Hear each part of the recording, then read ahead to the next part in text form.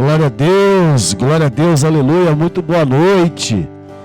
Meus amados irmãos, vos saúdo na graça e na paz de nosso Senhor e Salvador Jesus Cristo. Hoje, segunda-feira, dia 7 de junho de 2021, agora são 19 horas e 30 minutos, o horário oficial de Brasília. É um prazer, é uma alegria muito grande estar com você. Estou passando aqui, deixando uma palavra para abençoar a sua vida, para abençoar a sua casa, a sua família. E eu louvo a Deus pela sua vida, você que tem estado conosco, você que tem nos dado aí a graça, a alegria de nos acompanhar todos os dias. Amém? Então, nós louvamos a Deus por tudo aquilo que Ele tem feito, por todos os seus benefícios. Amém? Eu não estou ao vivo hoje, porque conforme foi anunciado no grupo da igreja, a Débora comunicou os irmãos, hoje é aniversário da pastora, não é?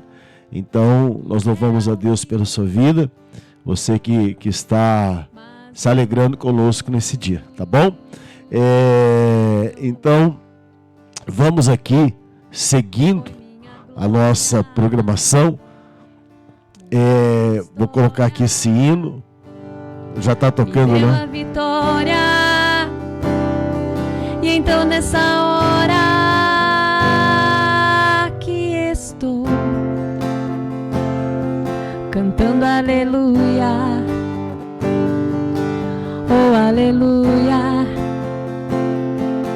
oh aleluia, que estou cantando aleluia, oh aleluia, oh aleluia. Muitos disseram que não havia salvação para mim. Muitos disseram. Glória a Deus. Isso às vezes as pessoas dizem a respeito dos servos de Deus. Talvez alguém já tenha dito isso para você, para alguém que você ama, mas a última palavra que vale é a palavra de Deus. Amém? Foi meu escudo, foi meu amparo, esteve ao meu lado e me livrou.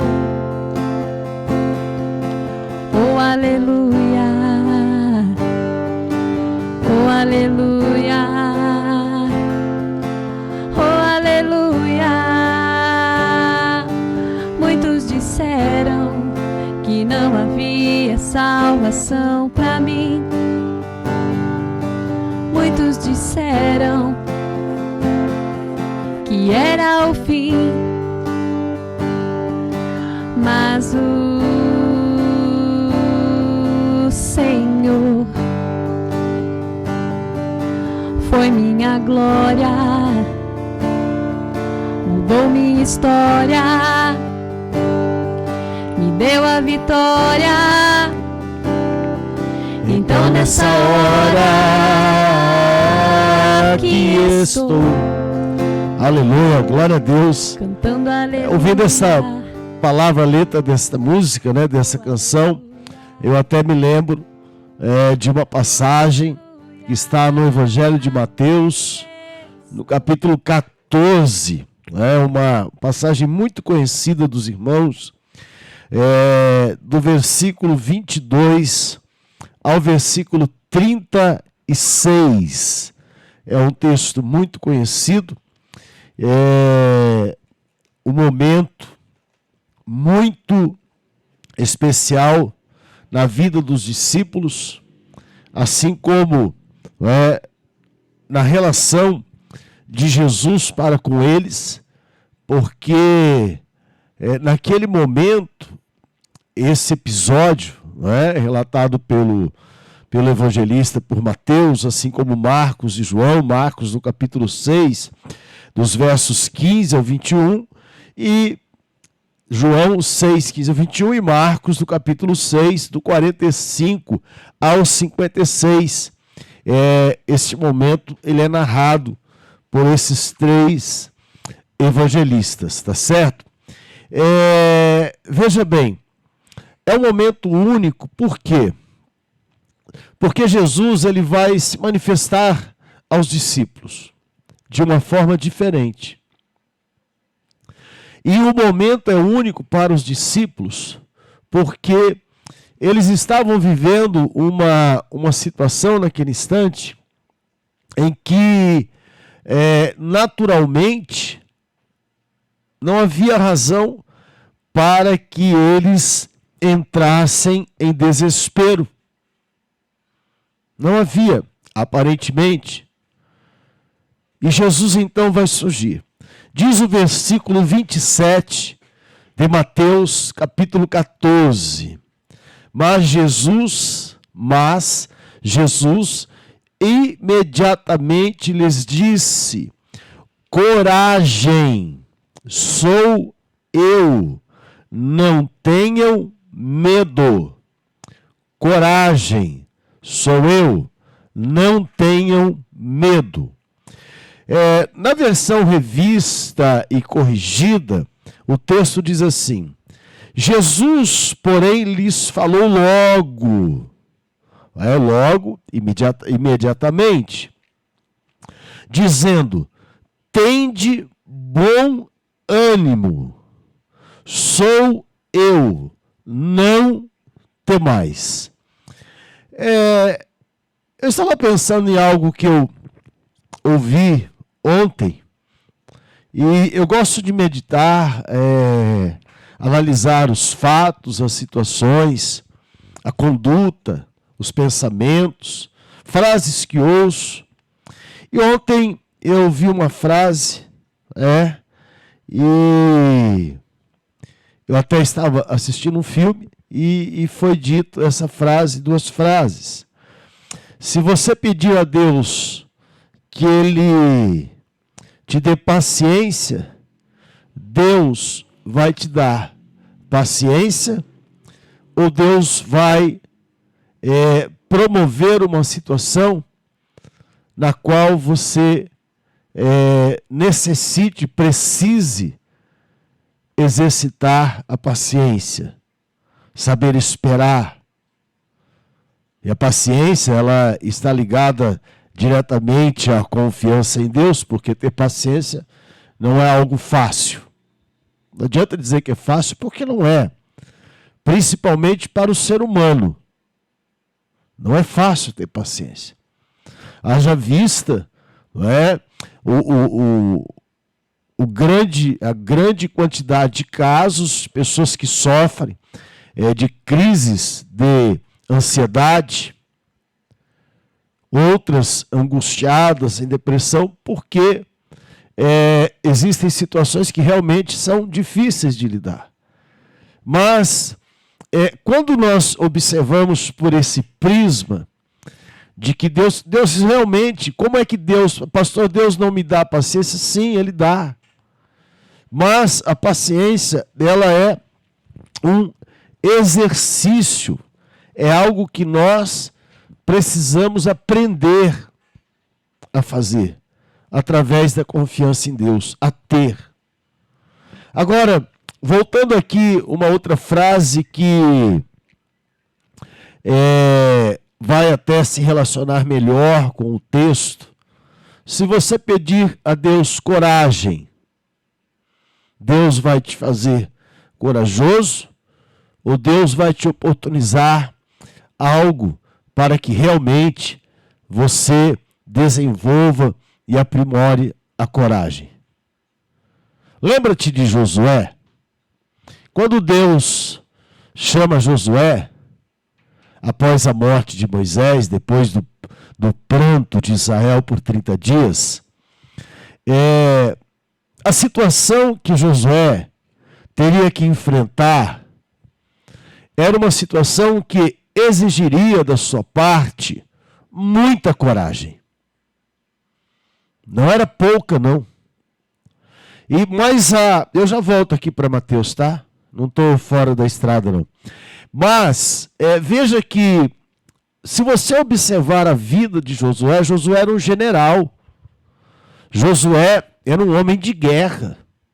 Josué liderou batalhas. Josué conquistou vitórias à frente do exército de Israel. Correto? Mas quando Deus chama a Josué e vai dizer a Josué que estará com ele todos os dias da sua vida, que onde ele colocasse a planta dos seus pés, ali seria abençoado. Ele requer algo de Josué, além de guardar, é lógico, a palavra do Senhor, que essa é a base. Ele diz a Josué o quê? Tem bom ânimo. Depois ele diz, Josué, tem muito bom ânimo. Ou seja, Josué, tenha coragem. Não tenha medo de enfrentar as situações e as circunstâncias que surgirão na tomada da terra. Porque quando vocês chegarem, onde estão ali, onde habitam aqueles povos, eles oferecerão resistência. Eles não entregarão, não estarão lá com uma escritura lavrada já em cartório, esperando apenas para que a firma seja reconhecida e lhes dê a posse da terra, Josué. Não, não, não, não. Eles estarão vos esperando com espadas, com lanças, com escudos, com flechas. É dessa maneira, ô Josué, que você vai ser recebido. Você e todo o povo que você está liderando para tomar posse da terra que eu prometi, diz o Senhor, Deus prometeu que daria aos pais, a Abraão, a Isaac, a Jacó. Então, Deus requer isso de Josué. Deus dá uma situação, e naquela situação é que Josué, então, vai aprender e vai ter que exercitar a coragem para enfrentar as circunstâncias que, naturalmente, sem a bênção de Deus, ele provavelmente não conseguiria. Mas então voltamos aqui para Mateus e vamos analisar um pouco aqui o texto, aquilo que diz. Eu quero pontuar aqui com os irmãos nesta noite de segunda-feira, dia 7 de junho de 2021. Olha, existem várias situações que levam os seres humanos, que levam o ser humano, as pessoas, a enfrentar problemas. Alguns problemas surgem de decisões mal tomadas, por falta de oração, por precipitação, principalmente falta de oração e precipitação. A pessoa acaba colocando aquilo que dizemos, o carro na frente dos bois, e aí, meu irmão, boi não empurra carro e carro não puxa boi. Então a pessoa vai enfrentar problemas. Agora, veja bem, então não vem dizer que Deus fez você fazer aquilo. Quando você toma uma atitude sem consultar a Deus, quando você não espera em Deus, quando você não procura ouvir verdadeiramente a voz de Deus, você pode sim ter problemas sérios, oriundos daquela decisão que você tomou. Ok? Agora, veja bem, um outro detalhe. Deus também permite algumas dificuldades nas nossas vidas. E por que Deus permite algumas dificuldades? Por que Deus permite algumas dificuldades? Não que Deus queira massacrar os seus servos, não. Mas porque algumas dificuldades Deus permite na vida do seu povo? Para que o seu povo se lembre o quanto precisa, necessita de Deus. Olha, até deixa eu corrigir a frase. Nós não precisamos de Deus.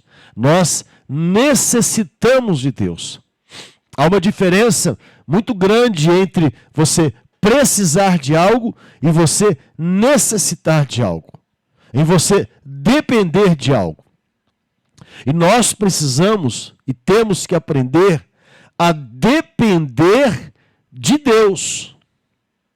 Quando a nossa dependência está no Senhor que fez os céus, a terra, o mar, que fez tudo aquilo que neles há,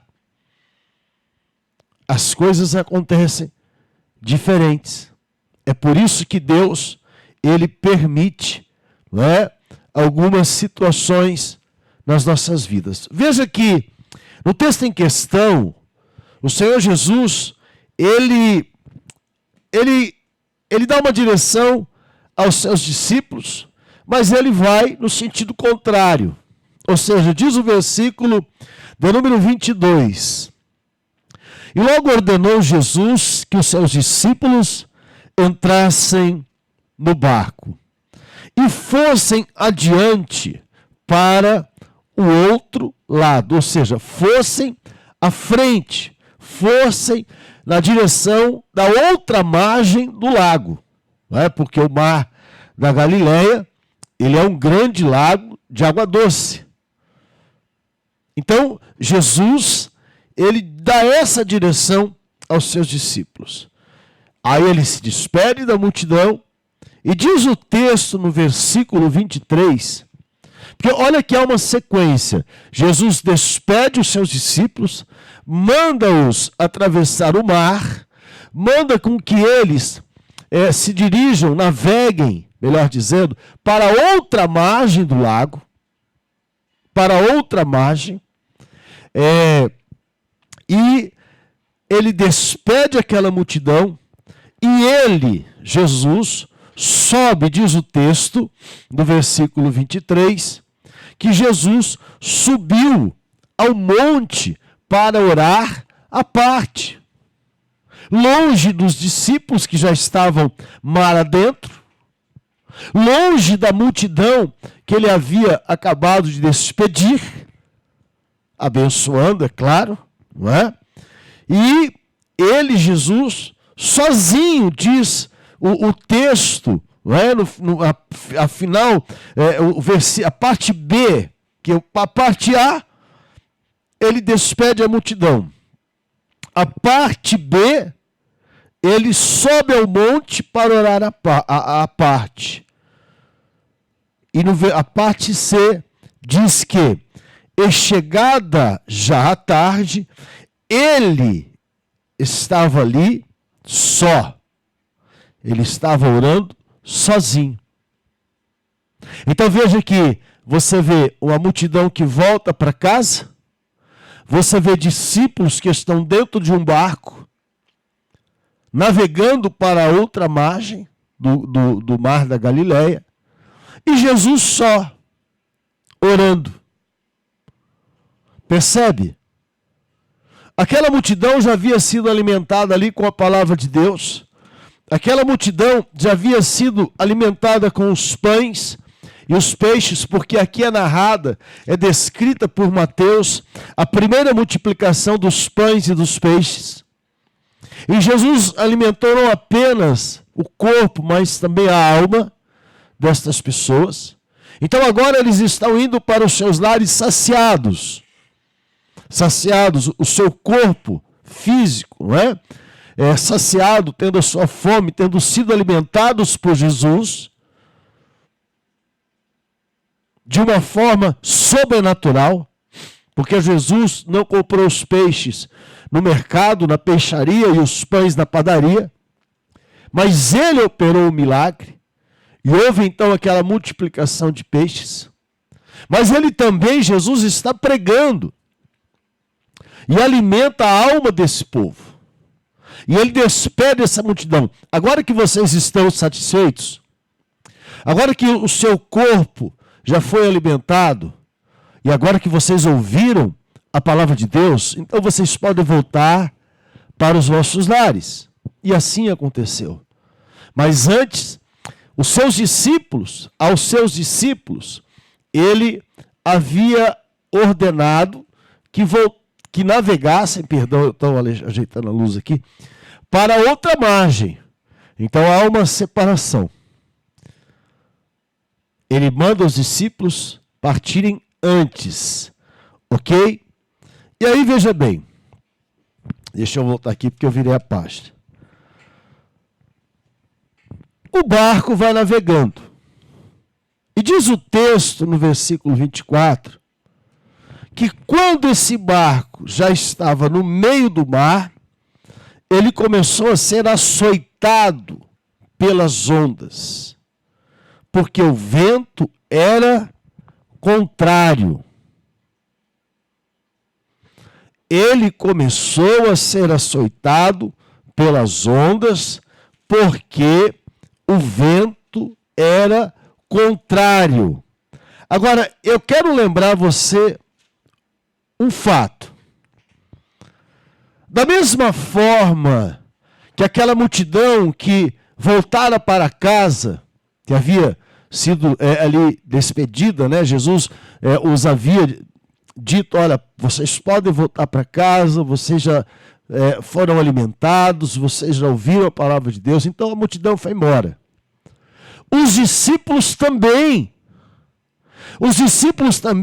comeram pão, os discípulos também comeram peixe, e os discípulos também ouviram a palavra de Deus ministrada por Jesus.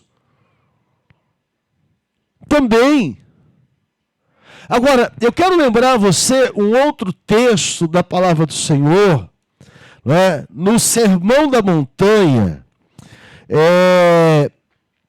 O Senhor Jesus, ele vai dizer o seguinte, que todo aquele, no capítulo 7,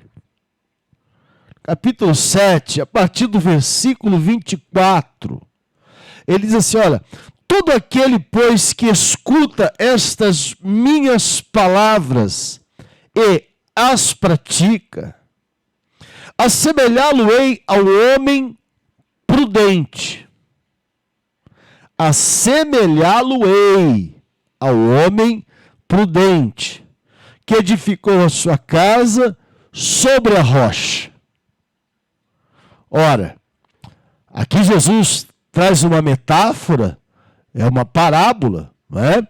Jesus está falando de uma edificação, que precisa toda edificação, precisa ter um firme fundamento, precisa ter fundamentos sólidos, é o que ele diz aqui.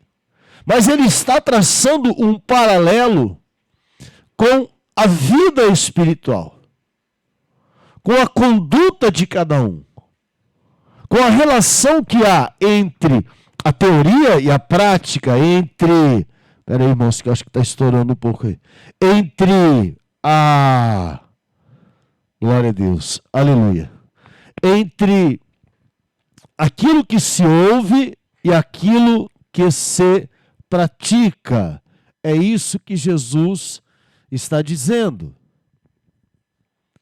É isso que ele está dizendo. Então ele diz assim, olha, desceu a chuva, correram os rios e assopraram os ventos. E combateram aquela casa e ela não caiu porque estava edificada sobre a rocha. Olha o que Jesus diz aqui. Aquela casa não caiu, nem com vento, nem com chuva e nem com rio. Os discípulos haviam sido então alimentados com pães e peixes, mas também ouviram a palavra do Senhor. E agora, ali no meio do mar, eles estão diante desta situação. Diante desta situação. Onde, literalmente, né, se você observou aquilo que eu disse, o texto que nós lemos, não é o rio, mas é o mar. É um grande lago. Mas ali tem vento. Ali tem as ondas. Ali tem chuva combatendo contra as suas vidas. E nesse momento, então, é que a fé desses discípulos, ela é provada. Nesse momento, então, é o momento em que eles percebem que, literalmente, eles estão indo por água abaixo. Eles estão submergindo. Eles vão afundar. Agora, há um fato interessante nisso tudo, porque ali estavam homens, a maioria deles eram pescadores. A maioria deles tinha a pescaria como profissão, como meio de ganhar as suas vidas, né? O seu ganha-pão de sustento. Eram homens que estavam acostumados, meus irmãos, a enfrentar situações como esta. Porque a pessoa que pesca constantemente, é lógico que ela pega muito constantemente tempo bom, mas ela também pega tempo ruim, sim, de tempestade, pescaria à noite, não é? No meio do mar, no meio de um rio. É um negócio meio assim, por mais que a pessoa, eu sei porque eu já fiz isso, não é? É um negócio que, por mais, não que eu seja pescador profissional, né? Mas a gente pescava, mas por mais que a pessoa ela seja provada, ela tenha, como eu vou dizer, prática no ofício, né? Existem momentos sim que assombram. Que a pessoa sabe, ela sabe que ela corre perigo.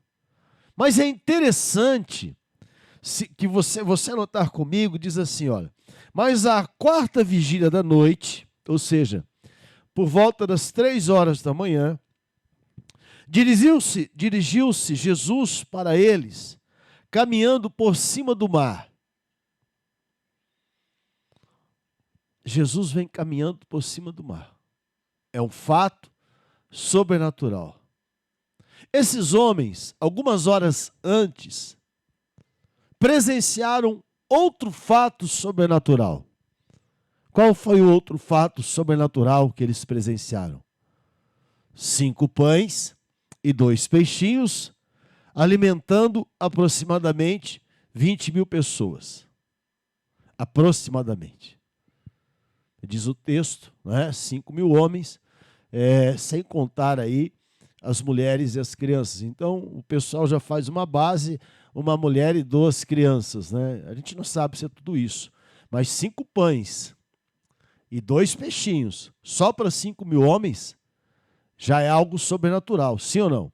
Então, esses homens, esses discípulos que estão ali dentro daquele barco e que estão vivendo esse momento de desespero, de medo, né? Porque o ser humano tem medo. O medo é algo que faz parte do ser humano. Por mais que a pessoa seja experiente, eles sentiram medo, eles estavam apreensivos. Mas o texto, ele chama a atenção no versículo 26, que o medo maior dos discípulos não estava no perigo, né? O perigo da chuva, o perigo do vento, dos raios, das ondas ali que se levantavam, da agitação da água. O medo deles, o pavor que eles sentiram, o pânico, não era por causa disso. Diz o texto que no versículo 26, e os discípulos, vendo-o caminhar sobre o mar, assustaram-se, dizendo: é um fantasma, e gritaram com medo. Medo. Não é pecado ter medo. Mas nesse momento, a fé deles está sendo provada pela segunda vez. Pela segunda vez. A fé dos discípulos ela é provada. Porque a fé desses discípulos é provada pela segunda vez. Veja que no versículo 15 aqui do capítulo 14, diz assim: E chegada a tarde, os seus discípulos aproximaram-se dele dizendo: O lugar é deserto e a hora já é avançada. Despede a multidão para que vão pelas aldeias e comprem comida para si. Jesus, porém, lhes disse: Não é mister que vão, dai-lhes vós de comer. Percebe aqui? Os discípulos apresentam uma solução natural. Jesus apresenta a solução sobrenatural. Dai-lhes vós de comer.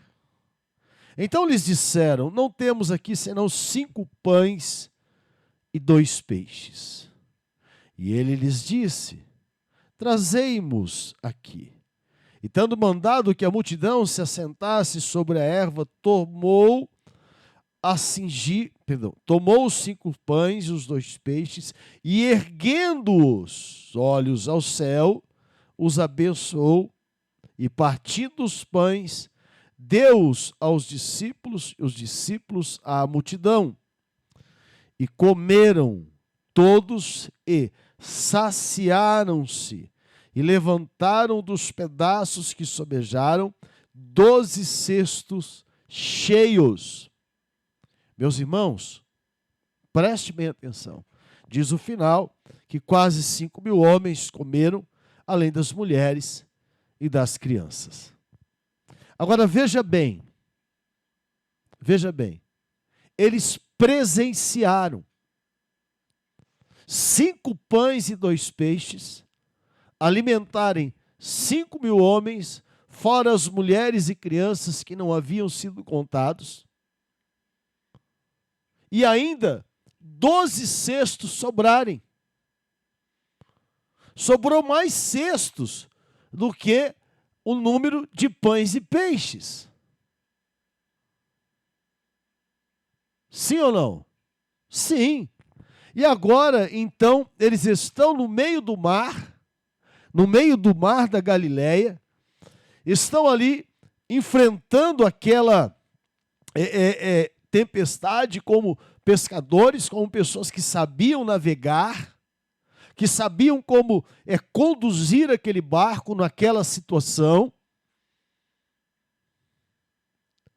Mas, de repente, eles veem alguém vindo sobre as águas.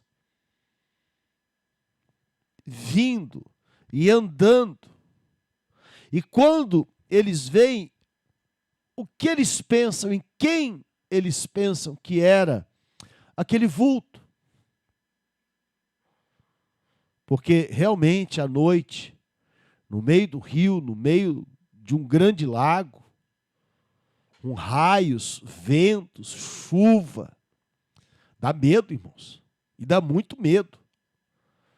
Porque um grande lago é fundo. É fundo. E a tempestade e a voracidade, né, das ondas que açoitavam aquele barco traziam sim e promoviam medo naqueles homens. Mas naquele momento, o medo que assombra, que toma conta do seu coração, não é por aquela situação, e sim pelo fantasma, pelo sobrenatural. Eles que haviam visto e comido do sobrenatural. Provado, literalmente. Não é? Então Jesus, ele diz assim, no versículo 27, Jesus, porém, lhes falou logo, dizendo: tende bom ânimo, coragem, sou eu, não temais. Não temam. Jesus pronuncia uma palavra. Acontece que eu disse aqui no começo da mensagem que Jesus, ele não deu coragem aos discípulos. Lembra que eu disse? Mas ele diz para que eles tivessem. Porque o bom ânimo é algo que parte de nós. O ânimo, a coragem, ela está diretamente ligada à vontade e à capacidade de se acreditar. Então ele diz assim, ó, coragem, não temais, tem de bom ânimo, sou eu.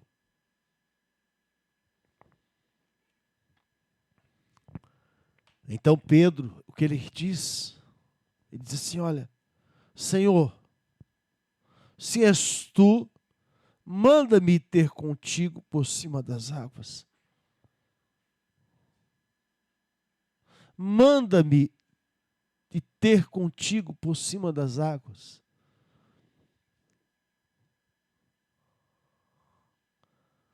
E ele disse, vem Pedro. Vem. Porque o que era necessário para que Pedro andasse sobre as águas? Fé. Fé. E coragem. Em não duvidar que no momento em que a planta dos seus pés tocassem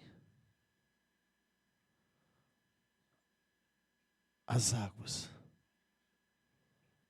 ele fosse afundar.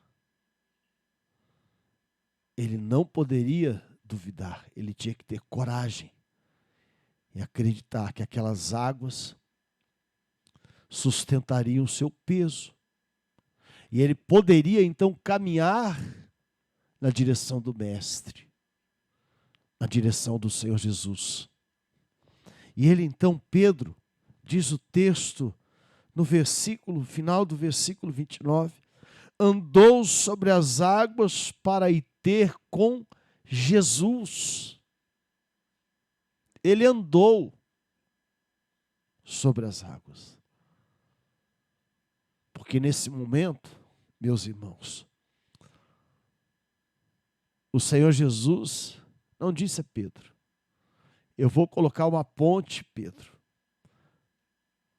ou uma prancha, para que você ande do barco até mim. Jesus não disse isso a Pedro. Jesus diz a Pedro, vem. Vem. E muitas vezes, nós, seres humanos, não acreditamos que Jesus está dizendo, vem. A gente quer ver a prancha, quer ver a ponte. Mas não havia prancha e não havia ponte. Havia uma distância entre o barco e Jesus. Aquele que não era o fantasma de forma alguma, aquele que verdadeiramente era o Filho de Deus, que se fez homem, que chamara Pedro, que chamara os outros discípulos para que o seguissem.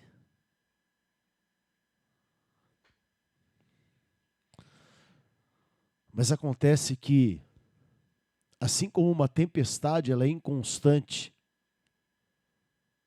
Ela é inconstante, porque às vezes dá aquela aliviada e parece que vai parar, mas aí volta. Você já viu chuva que vem e vai e volta?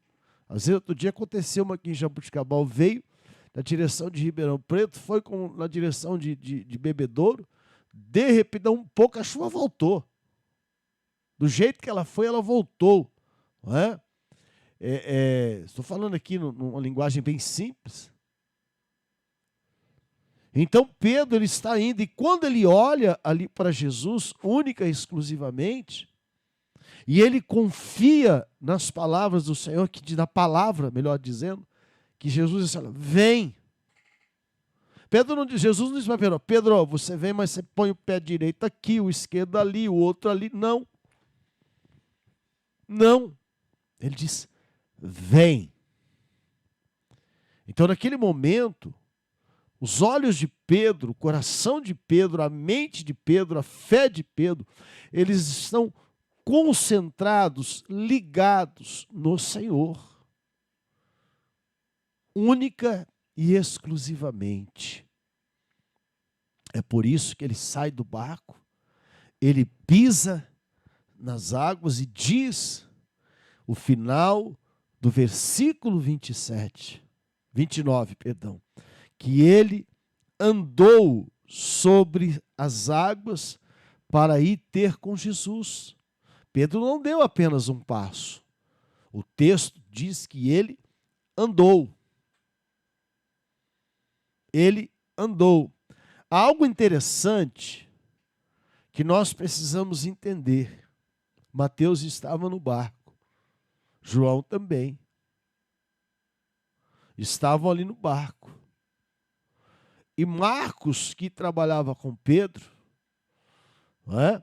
Que andava com Pedro, que foi discípulo de Pedro, recebeu de Pedro esta revelação. Então veja que, nesse momento aqui, Lucas não narra esta passagem, esse momento. Porque Lucas vem depois, Lucas é um historiador.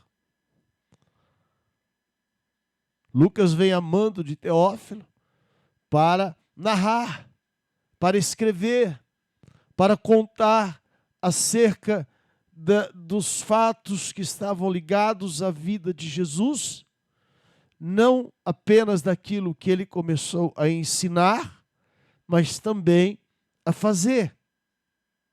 Dos milagres que ele, Jesus, estava operando. Mas acontece que, como ser humano, Pedro também teve um momento de inconstância na fé. De inconstância na fé. E diz o versículo 30 que, sentindo o vento forte, teve medo. E começando a ir para o fundo, clamou: Senhor, salva-me. Porque nesse momento, veja que o texto diz: sentindo o vento forte. Porque até então o vento continuava ali. Ele estava no meio do mar do mesmo jeito. Ele já não estava mais no barco. Mas a sua visão, o seu coração, o seu objetivo era chegar até Jesus. Mas por um momento, ele tira os olhos de Jesus. Por um momento, ele deixa com que a sua fé esfrie um pouquinho. E o medo vem. Mas lembre-se que, no início, quando Jesus chega, andando sobre as águas, e os discípulos ficam apavorados, achando que é um fantasma, Jesus diz o quê aos seus discípulos?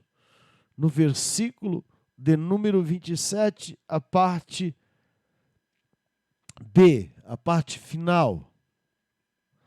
Tende bom ânimo, sou eu, não temais.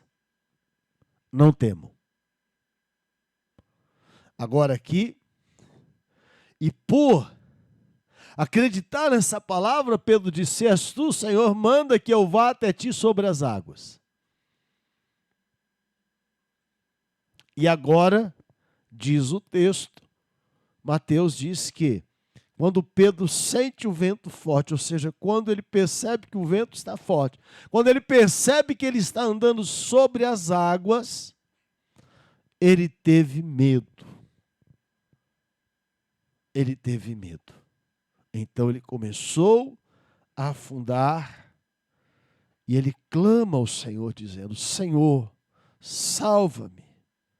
Diz então o texto que Jesus, estendendo a sua mão, estendendo a mão, segurou a Pedro e disse: homem de pouca fé, de pequena fé, perdão, homem de pequena fé, por que duvidaste? Queridos, Jesus não está fazendo uma crítica ferrenha a Pedro. Jesus não está desmerecendo a Pedro de forma alguma. O que Jesus está dizendo a Pedro, ele está dizendo o seguinte: Pedro, não duvide. Você teve coragem, você teve fé para colocar o pé fora daquele barco. Você acreditou que você, sabendo que era eu, Jesus dizendo a Pedro, você poderia sim andar sobre as águas. Porque naquele momento, Pedro, você acreditou nisso e você não duvidou. Mas a hora que você sentiu e que você se lembrou onde é que você estava, a situação que você estava vivendo, Pedro, então você começou a duvidar. Você começou a sentir medo. O seu coração ficou aflito. E por isso, você começou a afundar. Mas Jesus diz a Pedro, homem de pequena fé, não para desmerecer a Pedro, mas ele está dizendo a Pedro, Pedro, não duvide. Não duvide, Jesus diz a você nesta noite, não duvide. Porque você andou sobre as águas, Pedro. Antes você se alimentou dos pães e dos peixes. E agora você andou sobre as águas. Você viu sim, Pedro, que aquele que crê é possível sim andar sobre as águas. Desde que o seu coração, a sua mente, a sua alma, o seu espírito estejam ligados ao Rei dos Reis, ao Senhor dos Senhores, Pedro. É por isso que você andou sobre as águas. É por isso, Pedro, que você conseguiu chegar até a metade, ou não sei quanto, não posso aqui especular, porque não diz o trecho, né, que Pedro percorreu ali, a distância, perdão, que ele andou. O texto não diz isso, mas o texto diz que ele andou. Ele não deu um passo só, não. Então o Senhor, nesta noite, o Espírito Santo de Deus diz a você, não duvide, porque você já deu muitos passos sobre as águas. Você não vai afundar. Você não vai submergir. As águas não vão te afogar. Simplesmente porque o Senhor é Deus na sua vida. Simplesmente porque o Senhor, Ele te ama. Simplesmente porque Deus espera que você creia e que você não duvide em nenhum momento, em nenhuma circunstância, diante de qualquer fato. Deus é Deus na sua vida. Creia no Senhor. Pai, Tu és tudo para mim. És a fonte da minha inspiração. Em Ti me refugio. Tu és socorro na aflição. Oh, meu Deus, reina em meu coração.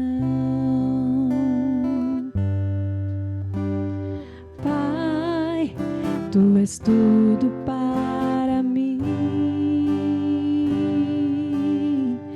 És a fonte, Senhor, da minha inspiração. nós estamos diante da tua santa presença Em ti me refugio. e oramos nesse instante. Tu és socorro na aflição. Meditamos na tua palavra Oh, meu Deus. e a tua palavra mostra como o Senhor opera Senhor, na vida daqueles que creem, a tua mão. na vida daqueles que não duvidam. Tu és a minha canção. Mas muitas vezes, ó Deus, em nossas vidas, nós tiramos o pé do barco, pisamos nas águas, começamos a andar, mas as tempestades, os ventos, a chuva, as ondas começam a assolar, a se levantar. E muitos, ó Deus, acabam temendo, deixam de crer, de acreditar. Mas nesta noite, eu te peço, ó Deus, que a tua mão esteja estendida na direção de cada um, para salvar, para libertar, para restaurar o ânimo e a fé, meu Pai, em nome de Jesus. Amém. E graças a Deus. Em ti me refugio, tu és socorro na aflição. Oh, meu Deus, reina em meu coração. Senhor, estende a tua mão. Tu és a minha canção, só tu és digno de louvor. Meu santo Senhor, Senhor, estende a tua mão. Tu és a minha canção, só tu és digno de louvor. Meu eterno amor. Amém, meus irmãos. Vamos orar nesse momento pelas pessoas que estão enfrentando essa luta contra o coronavírus. Nós temos orado e temos contemplado a mão do Senhor. Deus tem agido, Deus tem operado, Deus tem curado. Então nós precisamos continuar orando por essas pessoas, porque nós necessitamos de orar por elas. Nós necessitamos. Assim como elas necessitam da oração, como cristãos, como filhos do Deus Altíssimo, é um dever, é uma necessidade que temos de orar por aqueles que sofrem. Meu Deus e meu Pai, em nome de nosso Senhor e Salvador Jesus Cristo, nós oramos nesse momento. Pelos enfermos, pelos doentes. Mas fazemos essa oração a Deus, especialmente por aqueles que contraíram o Covid-19, Pai. Que estão, Senhor, acamados, muitos dos seus lares, em suas casas, isolados. Muitos nas enfermarias dos hospitais, que se encontram lotadas. Muitos, ó Deus, em unidades de pronto atendimento, unidades básicas de saúde. Tantos, ó Deus, em UTIs que estão superlotadas, ó Deus, com a sua capacidade máxima. Outro tanto, ó Deus, desenganados dos médicos. Sabemos, ó Deus, da letalidade, sabemos, ó Deus, de quão agressivo esse vírus é. Mas nós cremos num Deus, que és tu, meu Pai, que tem poder sobre todas as coisas, sobre tudo e sobre todos. Tu tens o poder de dar a vida, de tirar, mas de dar, de restaurar a saúde. Tu tens o poder de operar na vida daqueles que creem, daqueles que buscam pela Tua presença. Meu Deus, opera, Senhor. Opera poderosamente na vida dessas pessoas. Toca, meu Senhor, no alto de suas cabeças, a planta dos seus pés, ó Deus. Arranca toda enfermidade, toda malignidade. Arranca, Senhor, todo vírus, ó meu Pai. Devolve a saúde, Pai. Em nome de Jesus. Em nome de Jesus eu te peço, Pai. Peço, Senhor, que o Senhor venha agir na vida dos meus irmãos, dos seus familiares, na vida daqueles que têm sido apresentados a Ti em oração. Clamamos, ó Deus, por aqueles que estão enlutados, que perderam familiares, entes queridos. Oramos, ó Deus, pelos médicos, enfermeiros, técnicos de enfermagem, todos aqueles, ó Deus, que trabalham nos hospitais, nas campanhas de vacinação, pessoas que estão diretamente expostas, ó Deus, a esse vírus. Proteja-os, ó Deus, fortaleça-os, renova, Senhor, as suas forças, a sua energia, o seu vigor, para suportar, ó Deus, muitas vezes longas jornadas de trabalho, meu Pai. Tem misericórdia da nossa cidade, tem misericórdia do nosso estado, da nossa nação, de todas as nações da terra, meu Pai. Meu Deus, em nome de Jesus, que não faltem vacinas, meu Senhor, que não falte vacinas, meu Pai. Oh, meu Deus, é pela Tua misericórdia que nós clamamos. É pela Tua misericórdia que nós imploramos nesse momento. E eu te peço, abençoa aqueles que oram comigo e que creem nessa oração, em nome de Jesus. Amém e graças a Deus. Louvado seja o nome santo do Senhor. Glória a Deus. Amém. Queridos, nós estamos chegando ao final aqui do nosso culto. Antes de terminar, a gente vai orar pelos dízimos, pelas ofertas. Aqui na descrição do vídeo está passando aí as informações, os dados bancários da nossa igreja, agência e conta no Banco Itaú, o CNPJ da igreja, bem como o Pix, que é o CNPJ.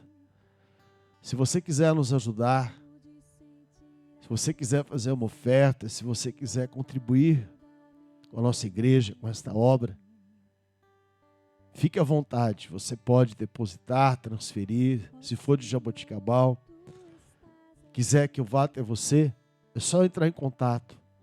Se você precisar de oração, meu telefone está aqui na descrição do vídeo no YouTube. É 16 98 11 7220. É também o WhatsApp. É só entrar em contato. Que em nome de Jesus a gente vai estar orando, abençoando a sua vida, clamando ao Senhor para que estenda sobre ti a sua graça, a sua bondade e a sua misericórdia. Amém? Me ajude a manter essa programação. Deus eterno e maravilhoso Pai, Deus de Abraão, Isaque, Deus de Jacó, nós oramos nesse momento, meu Pai, clamamos, meu Senhor, pela Tua graça, pela Tua bondade e pela Tua misericórdia. Eu consagro a Ti, Senhor, os dízimos, as ofertas, consagro a Ti a vida econômica, financeira, material do Teu povo, a fonte de renda, o trabalho. Te peço a Deus que o Senhor repreenda toda a ação do devorador, da locusta, do migrador, do gafanhoto, do cortador. Que o Senhor abra, ó Deus, as janelas dos céus e prospere o Teu povo em toda boa obra. O fruto das suas mãos, do seu trabalho, declara abençoado. Em nome de nosso Senhor e Salvador Jesus Cristo. Encha os celeiros, transborda os lagares, multiplica o alimento na despensa, multiplica o salário. Em nome de Jesus, abençoa a casa, abençoa a empresa, abençoa o negócio, abençoa, Senhor, a aposentadoria, a pensão, a fonte de renda. Dá melhores empregos e melhores salários ao teu povo, Senhor. Em nome de Jesus, olha pelos currículos, as carteiras de trabalho. Por aqueles que estão desempregados, ó Deus, eu coloco diante do Senhor nesse momento. Prospera abundantemente a vida do teu povo. Em nome de Jesus que nós oramos, meu Pai. Em nome de Jesus que nós glorificamos e exaltamos ao nome de um Deus que é verdadeiro, um Deus que vive e reina, que cuida, ampara e protege o seu povo. Dessa maneira, Senhor, eu declaro abençoado a vida econômica, financeira, o trabalho, a fonte de renda de cada um dos meus irmãos, em nome de Jesus. Amém. E graças a Deus. Grita e pulsa por ti. Não há nada comparado à tua glória em mim.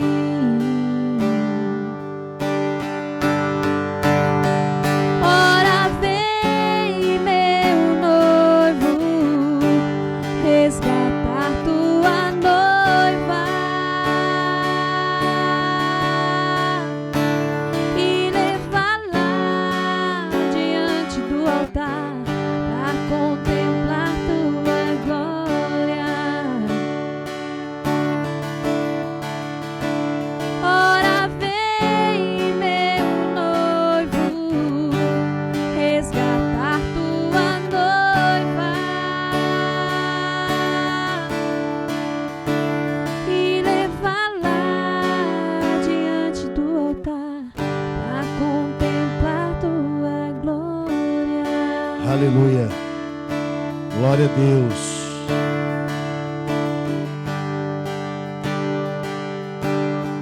Para contemplar tua glória. Aleluia.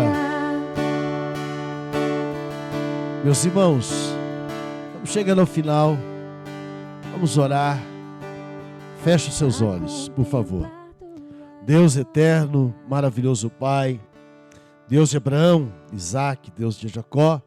Pai, nós oramos nesse momento.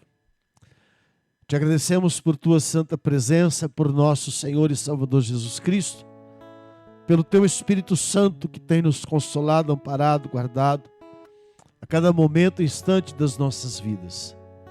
Te agradecemos, ó Deus, por tua santa palavra. Eu te agradeço especialmente pela vida de cada um dos meus irmãos. Peço a Deus que o Senhor abençoe a vida de cada um. Que o Senhor abençoe a vida de cada um dos seus familiares. Em nome de Jesus, que o Senhor nos dê uma noite de paz, um sono reparador e o descanso dos justos. Uma vida abençoada de vitórias, conquistas e livramentos do Senhor. E que o amor de Deus, a graça de nosso Senhor e Salvador Jesus Cristo e a comunhão do Espírito Santo de Deus esteja com todos vós, hoje e todo sempre. Amém. E graças a Deus. Deus nos abençoe. Em nome de Jesus, tenha uma excelente noite, na graça e na paz do Senhor Jesus. Quem é rocha, senão nosso Deus? Deus é minha grande fortaleza.